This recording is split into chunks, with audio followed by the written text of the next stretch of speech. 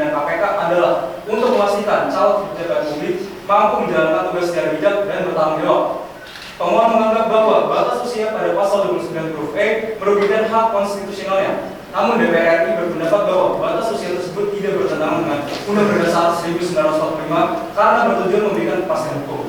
Selain itu, pada ketentuan batas usia tidak bersifat diskriminatif. Batasan usia tersebut berlaku bagi siapapun yang hendak menjadi pimpinan KPK, tanpa memandang apakah yang bersangkutan pernah menjabat atau tidak. Oleh karena itu, permohonan yang diajukan oleh pemohon agar pengaturan ini juga dianggap tidak beralasan. Demikian keterangan yang saya sampaikan. Selanjutnya akan dibacakan oleh Bapak Ferdinand Dewi. Silakan.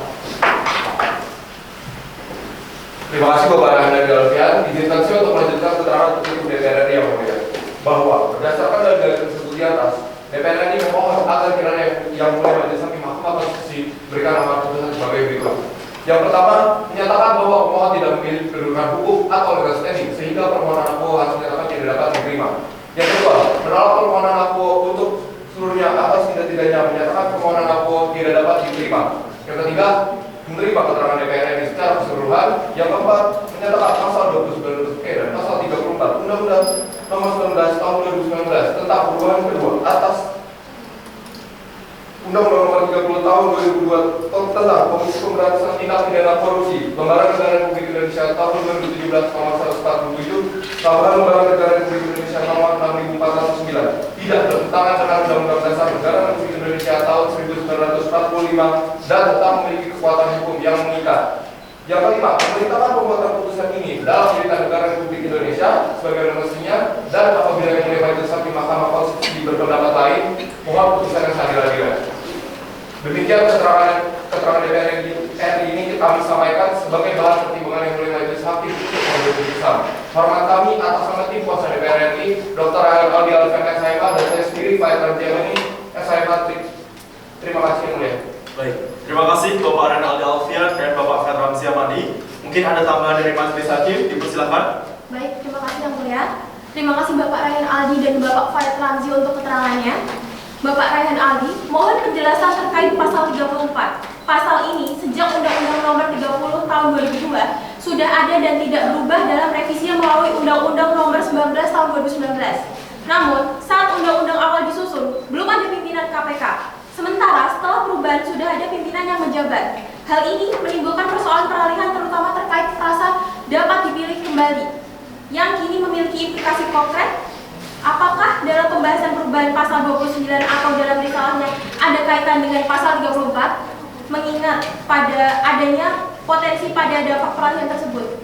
Nah, itu saja untuk Bapak Rayhan Aldi. Saya kira ini juga untuk pemerintah nanti dalam memberikan keterangannya. Kalau ada percakapan risalah terkait dengan hal itu bisa ditambahkan. Terima kasih yang mulia. Baik, terima kasih yang mulia. Jadi itu tambahan yang perlu diperhatikan dan ditambahkan dalam penyampaian keterangan selanjutnya, Bapak Rayhan Alfian. Baik yang mulia, kami akan mengecek kembali risalahnya.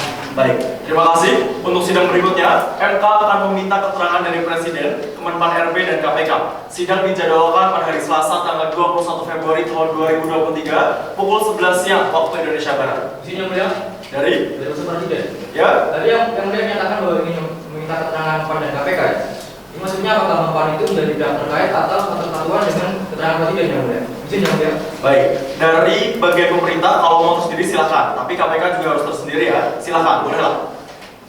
Baik, kalau begitu sekali lagi sidang bisa ditunda hari Selasa tanggal 21 Februari tahun 2023 pukul 11 siang waktu Indonesia Barat. Dengan demikian sidang selesai dan ditutup.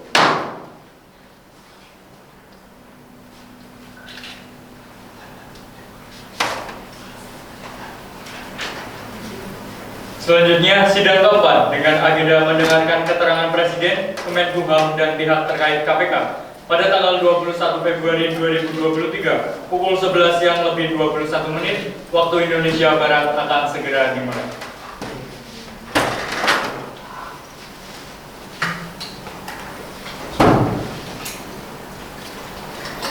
Bismillahirrahmanirrahim. Sidang dibuka dan dinyatakan terbuka untuk umum. Assalamualaikum warahmatullahi wabarakatuh. Selamat siang, salam sejahtera untuk kita semua. Pemohon hadir ya? Hadir ya mulia. Baik, kalau gitu dari kuasa Presiden hadir? Hadir ya. Dari pihak terkait hadir? Hadir ya mulia. Baik, kalau begitu agenda persidangan untuk perkara nomor 112 tahun 2022 adalah mendengar keterangan dari Presiden dan dari pihak terkait yaitu KPK. Dipersilakan kuasa Presiden, siapa yang akan menyampaikan terlebih dahulu? Saya sendiri yang mulia. Silakan. Ingin menyatakan keterangan itu yang mulia. Terima kasih yang mulia. Assalamualaikum warahmatullahi wabarakatuh. Salam sejahtera untuk kita semua. Salam Om nama budaya. Salam kebajikan untuk kita semua.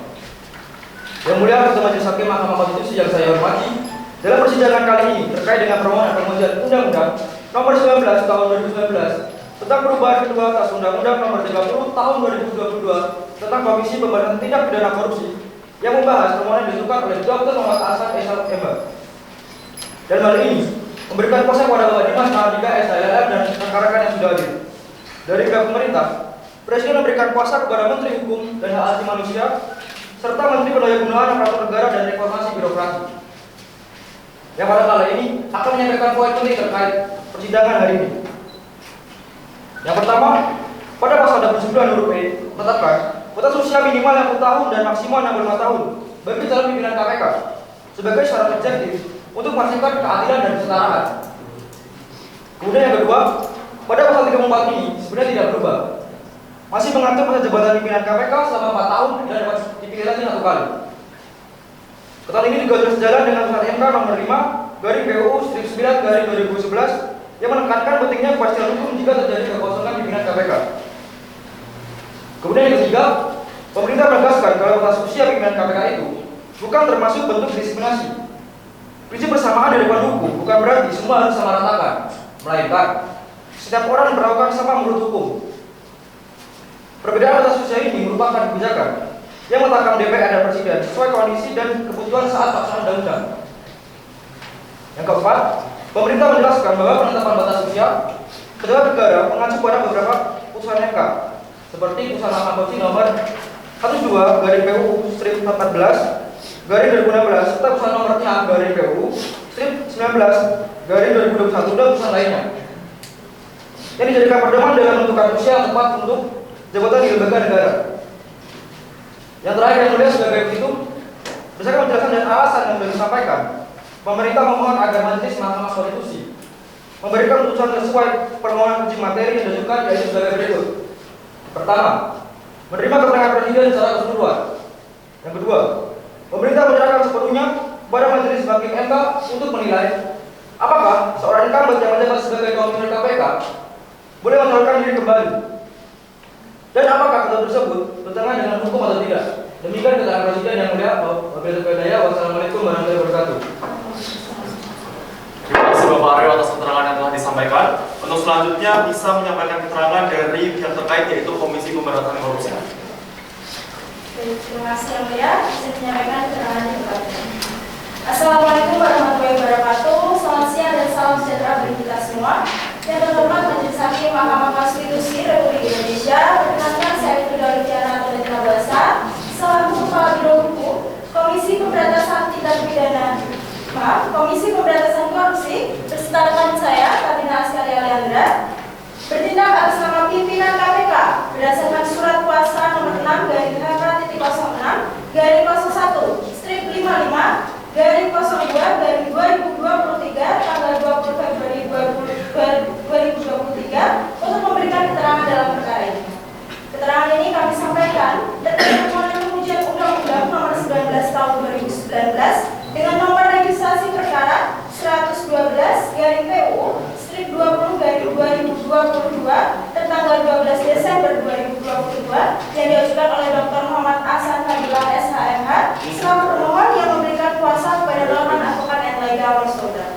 Yang mulia Majelis Hakim Mahkamah Konstitusi, melalui kesempatan ini kami menyampaikan keterangan secara lisan dan tertulis yang merupakan satu kesatuan utuh dan tidak dapat terpisahkan sebagai tanggapan atas permohonan uji material terhadap tafsir ketentuan pasal 29 huruf E Undang-Undang Nomor 19 Tahun 2019 tentang